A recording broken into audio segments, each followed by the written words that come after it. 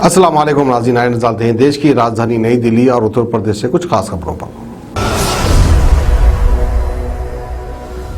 आप सभी का स्वागत है सच न्यूज में। आइए जानते हैं उत्तर प्रदेश और देश की राजधानी से कुछ खास खबरें।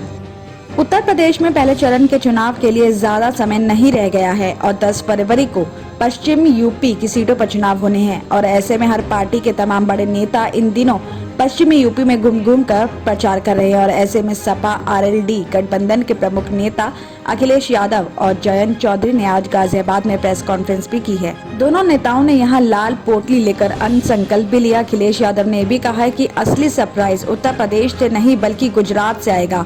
उनका इशारा इस साल के अंत में गुजरात में होने वाले विधानसभा चुनाव की तरफ था। अखिलेश यादव ने आगे भी कहा कि हमारी सरकार आए तो साइकिल कारखानों को शुरू करने का काम भी करेगी। यही नहीं, हम खोड़ा के हॉस्पिटल और डिग्री कॉलेज भी बनवाएंगे। अखिलेश ने आगे भी बताया कि मेट्रो का काम नेताजी यानी मुलायम सिंह यादव ने शुरू किया था। साथ ही ये भी कहा गया कि शहर की सुविधाएं, पर्यावरण और गंदगी को लेकर काम किया जाएगा। सपा सरकार शहर को अच्छा बनाने के लिए काम करेगी और मोदी नगर में स्पेशल ट्रॉमा सेंटर, साहिबाबाद में भी इलाज की फैसिलिटी सरकार करेगी। अखिलेश ने कहा कि कोरोना के समय सेविंग का पैसा निकालकर लोगों ने इलाज करवाया है। साथ ही अखिलेश ने आगे जनता से सपा और आरएलडी प्रत्याशियों के पक्ष में वोट डालने की अपील भी की है और वो बोले कि किसानों की जीत पर उन्हें बधाई देता हूं और केंद्र सरकार कृषि कानून लागू करने और हटाने तक किसानों को समझ नहीं सकी। गाजीपुर बॉर्डर पर किसानों की राह में कील बिछाई मवाली गुंडा का, लेकिन अन्नदाता ने परवाह नहीं की। किसानों को परवाह थी केवल काले कानून को हटवाने की।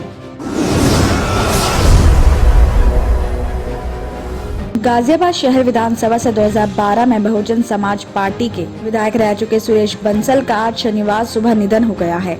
बताया जा रहा है कि वो कोरोना से ग्रस्त थे और इसके बाद काफी समय से आईसीयू में भी एडमिट थे, जहां इलाज के दौरान उनकी मौत हो गई है। आपको बता दें कि बसपा ने सुरेश बंसल को 2022 के चुनाव के लिए भी गाजियाबाद का प्रत्याशी बनाया था, लेकिन उनके आईसीयू में एडमिट होने के बाद उनकी जगह पार्टी के दूसरे उम्मीदवार को टिकट दिया है। बताया जा रहा है कि Yashoda super speciality hospital Kaushambi के डॉक्टर अनुज अग्रवाल ने बताया कि 80 साल के पूर्व विधायक सुरेश बंसल का आज कोविड के संक्रमण के चलते सुबह करीब 10:30 बजे निधन हो गया। वहीं उनका इलाज कर रही टीम ने भी बताया कि पूर्व विधायक को 13 जनवरी 2022 कोविड के संक्रमण के चलते और सांस की ज्यादा तकलीफ होने की वजह से यशोदा हॉस्पिटल में एडमिट करना पड़ा था और उनके शरीर में कार्बन डाइऑक्साइड की मात्रा बढ़ने की वजह से उन्हें वेंटिलेटर पे भी रखा गया था। साथ ही जांच में भी पता चला था कि उन्हें हृदयाघात भी हुआ था और 26 जनवरी 2022 को उनकी कोविड रिपोर्ट नेगेटिव आ गई थी, लेकिन कोमोर्बिडिटी, हृदय रोग, किडनी रोग के साथ होने की वजह से उनको सांस की गंभीर समस्या रही और वेंटिलेटर से बाहर नहीं आ सके और आज सुबह करीब 10:30 बजे उनका यशोदा हॉस्पिटल कौशाम्बी में आईसीयू में निधन हो गया।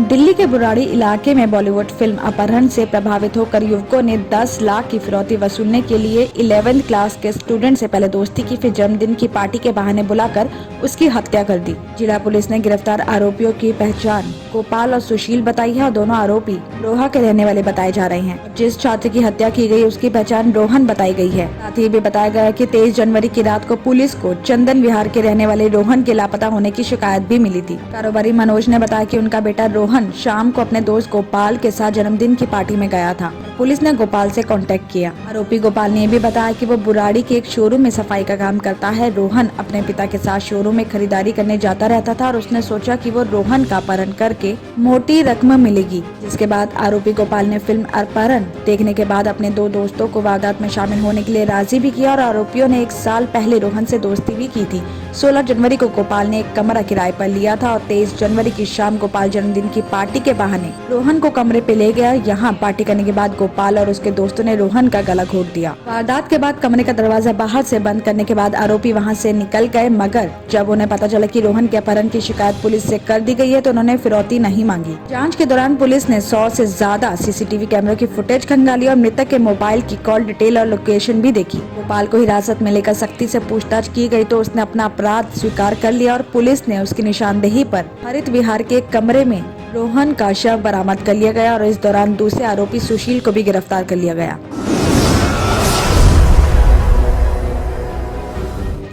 दिल्ली कैबिनेट ने शुक्रवार को बेमौसम बारिश की वजह से फसलों के नुकसान की भरपाई के लिए किसानों को 20,000 रुपए प्रति एकड़ की दर से मुआवजा देने की मंजूरी दे दी है।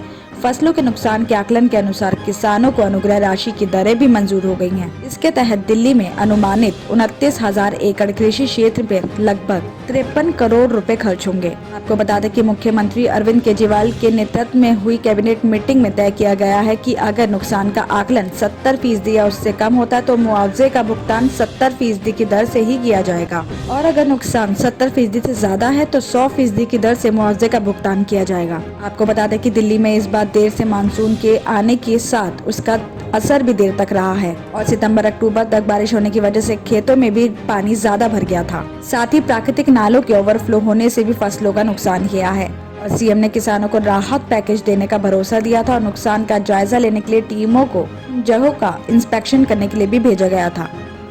दिल्ली और उत्तर प्रदेश की खबरों में आज इतना ही। बाकी देश भर की और तमाम खबरें जानने के लिए देखते रहिए Sach News. German 10 hospital orthopaedic से मुताल्लिक हर मरीज यहाँ शिफायाब। इनाम याफ्ता doctor Mir Jawad Zar Khan, senior orthopaedic surgeon, advance operation theatre, ICU, digital x ray, laboratory, physiotherapy, pharmacy, sharing और प्राइवेट रूम्स, लेडी डॉक्टर्स और डॉक्टर अर्जुमन सुल्ताना गैनाकोलॉजिस्ट की खिदमात हासिल। वाजबी फीस और मुकम्मल सहूलियात से हजारों मुतमईन। एम्बुलेंस से आरास्ता German 10 orthopaedic hospital, pillar number 150, Attapur, Hyderabad.